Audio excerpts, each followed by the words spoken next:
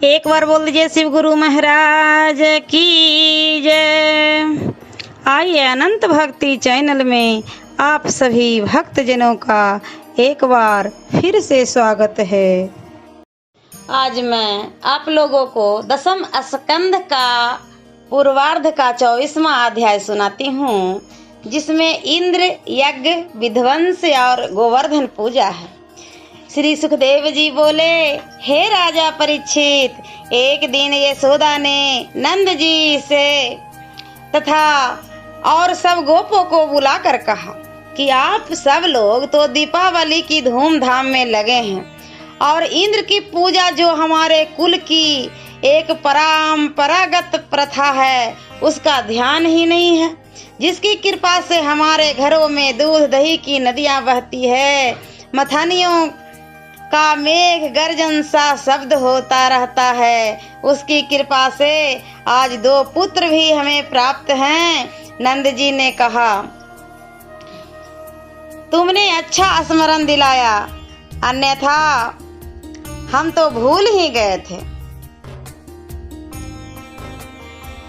भगवान इंद्र को प्रसन्न करने की ही आवश्यकता है।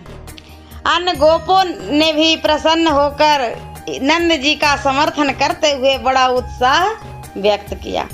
घर घर में पकवान, मधुरान्न तथा मिठाइयाँ आदि बनने लगी। यशोदा भी पूरी, कचौड़ी, लुचई, मोहन भोग, अमृति, पेड़े, लड्डू, पुआ, पपड़ी, लपसी, मोरक, बैकुंठी, मालपुआ, कतरी, गुज्जा आदि अनेक प्रकार के सटरस व्यंजन बनाने लगी और इंद्र की पूजा के कारण उसमें से श्री कृष्ण को नहीं परसती।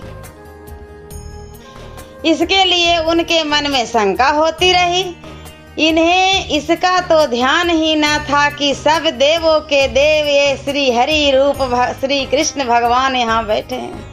इतने ही में बलराम जी के साथ श्री कृष्ण खेलते खेलते कहीं बाहर आ गए। आकर देखा तो घर भर सर्वत्र इंद्र पूजा के लिए पकवान बन रहे हैं। यद्यपि उन अंतर्यामी को कुछ ज्ञात करना नहीं था, वे सब कुछ जानते थे। तथा उन्होंने माता यशोदा से पूछा कि हे माँ, आज क्या है? सबके घरों में मिठाइयाँ बन रही हैं, तुम भी आज बहुत पकवान बना रही हो। इसमें ऐसी लगी हो कि मानो कुछ सुध बुध ही नहीं है। अतः मुझे बतलाओ कि आज है क्या? यशोदा जी ने कहा, मुझे तुमसे बातें करने का अवकाश नहीं। यह सब बात तू अपने पिता से जाकर पूछ। कृष्ण जी ने नंद जी से घर घर में कड़ाही खटकने और व्यंजनों के बनने का कारण पूछा। नंद जी ने कहा, मेघ रूप भगवान इंद्र की पूजा है, वही सबके रक्षक और जल बरसाकर सबके ताप को शांत करने वाले हैं। वे इंद्र मेघों के राजा हैं। उन्हीं के बरसाए हुए जल से अन्न उत्पन्न होता है, जिसे पाकर यज्ञ करते हैं और देवता पितर प्रसन्न होते हैं। उन्हीं इंद्र भगवान की कृपा से लोग धर्म, अर्थ, काम और मोक्ष का सेवन कर आनंद पूर्वक जीवन व्यतीत करते हैं। इस प्रकार इंद्र पूजा की यह प्राचीन प्रथा हमारे कुल में सर्वदा से होती चली आ रही है, जिसका करना हम लोगों के लिए सर्वथा अभिष्ट है, क्योंकि इसके करने से ही हमारे कुल में कल्याण होता है और न करने से कल्याण नहीं होता। जो काम, भय, लोभ और मौत से अपनी परंपरा को त्याग देते हैं, उनको मांगलिक दर्शन प्राप्त नहीं होता है। हे परीक्षित, जब नंदादिक वृद्ध गोपों ने श्री कृष्ण से ऐसे कहा, तब श्री कृष्ण इंद्र से किंचित रुष्ट से होकर अपने पिता नंद से बोले, पिताजी, आप यह क्या कहते हैं? मेरे विचार से तो प्राणी अपने कर्म के अनुसार ही जन्म को पाता है। सुख, दुख, भय, कल्याण और कुशल यह सब कर्म के ही अधीन है। कर्म के अतिरिक्त ईश्वर कोई नहीं। अतः आप कर्म की पूजा कीजिए, क्योंकि सभी प्राणी कर्म एवं स्वभाव के वशीभूत है। देवता, असुर और मनुष्य सभी स्वभाव के वंशवर्ती हैं। कर्म ही सबका शत्रु और मित्र है। यदि आपको यह संदेह हो कि बिना किसी देवता के हमारा कार्य सिद्ध नहीं होगा, तो भी देवता किसी कर्म के ही अधीन हुआ। जब किसी देवता का नाम लेकर आप उस पर दूध, अक्षत और पुष्प आदि चढ़ावें तो तभी वह वैसा फल देगा। जैसे दूध जब अग्नि पर रखिएगा तभी दूध औंटेगा, और बिना अग्नि पर चढ़ाए नहीं औंटेगा, यानी गर्म नहीं होगा जब तक अग्नि पर आप नहीं चढ़ाओगे। वैसे ही सब में कर्म की ही प्रधानता है। बिना कर्म के कुछ नहीं होता। फिर इसमें बेचारे इंद्र का क्या धरा है कि हम उसकी पूजा करें। इंद्र कौन ऐसा मोक्षदायक देवता है जो वह हमारी विपत्ति में सहायक होगा? उसने किसकी मुक्ति की और किसको उसने परम पद प्रदान किया है? जब कोई भी 100 यज्ञ करके इंद्र हो सकता है, तब इंद्र ईश्वर कैसे हो सकता है? वह तो स्वयं ही दैत्यों की मार से भागा भागा फिरता है। वह हमारी गौओं का क्या जीविका देगा? त्रिविध विश्व तो त्रिविध कर्मों पर ही आधारित है। सत्य रज तम ही इसकी उत्पत्ति, पालन और नाश के घोतक हैं। फिर उसमें इंद्र का क्या महत्व? हम तो गौ ब्राह्मण की सेवा ही सबसे मुख्य कर्म समझते हैं, और यदि पूजा करना ही हो तो हम सब पर्वतों को श्रेष्ठ इस गोवर्धन की पूजा क्यों न करें जो हमारी गौओं को पालन पोषण करता है।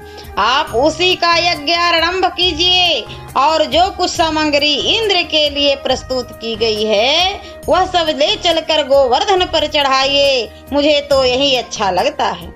श्री सुखदेव जी कहते हैं कि हे राजन, जब श्री कृष्ण जी ने इस प्रकार इंद्र की पूजा का निषेध कर अपने पिता नंद को गोवर्धन की पूजा करने की प्रेरणा दी, तो उन्होंने समस्त गोपों को एकत्र कर इसका विचार किया, और सबने कहा, भलो मतो मोहन दियो तजिए सिगरे देव, गोवर्धन पर्वत बड़ो ताकू कीजे सेव। तब नंद जी ने श्री कृष्ण जी से कहा कि हे पुत्र, मैं किसी प्रकार भी तेरे वचनों को नहीं टाल सकता, और अन्य कोई भी नहीं टाल सकता। तो जिस बात से प्रसन्न हो हम सब उसी में प्रसन्न हैं। फिर तो समस्त ब्रजवासी इंद्र पूजा के लिए बनाई हुई समस्त सामग्री को लेकर बड़े गोवर्धन पर्वत को चल पड़े। वहां पहुंच पहले ब्राह्मणों का पूजन कर, गौओं को हरी हरी घास दे, गोवर्धन को चारों ओर घूम कर उनकी परिक्रमा की।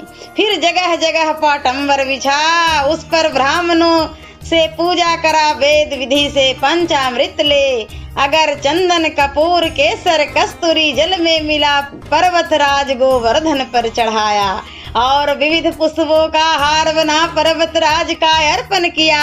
फिर टोकरियों में फूल भर भर कर वहां ऐसा ढेर लगा दिया कि मानो गोवर्धन फूल का ही पर्वत है। इसके पश्चात धूप दीप नववेद से पूजन कर पर्वत राज की आरती ले सबने वहां मिष्टान का ढेर लगा दिए, और दूध दही तो इतना चढ़ा दिया कि उससे नदियां बह चली। फिर ब्राह्मणों को भोजन करा, सबने उन्हें अपूर्व दान दक्षिणा दी, और नाच रंग की धूम मच गई।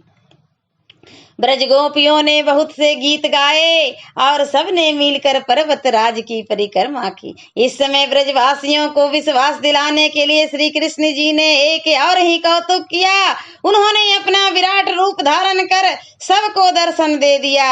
उस दर्शन से ब्रजवासी प्रसन्न हो गए।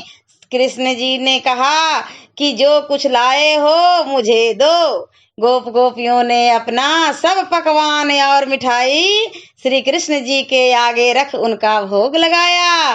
विराट रूपधारी श्री कृष्ण जी ने उठा सबको अपना ग्रास बना लिया, और यह भी कह दिया कि यह सब पर्वत राज गोवर्धन की माया है। यह इस प्रकार क्या इस प्रकार कभी इंद्र ने आकर तुम लोगों को प्रत्यक्ष दर्शन दिया था?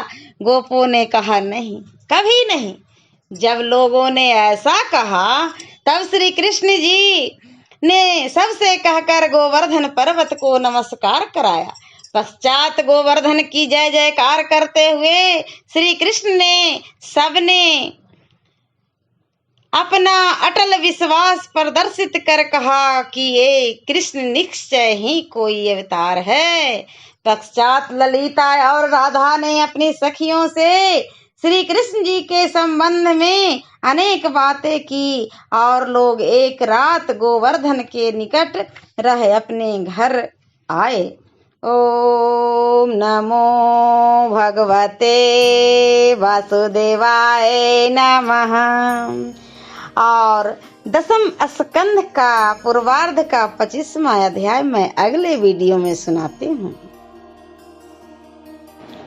ऐसे ही मनोरंजक कथाएं, कहानियाँ और भक्ति गीत सुनने के लिए हमारे इस चैनल अनंत भक्ति को सब्सक्राइब करें और वीडियो अच्छी लगी हो तो लाइक का बटन जरूर दबाएं।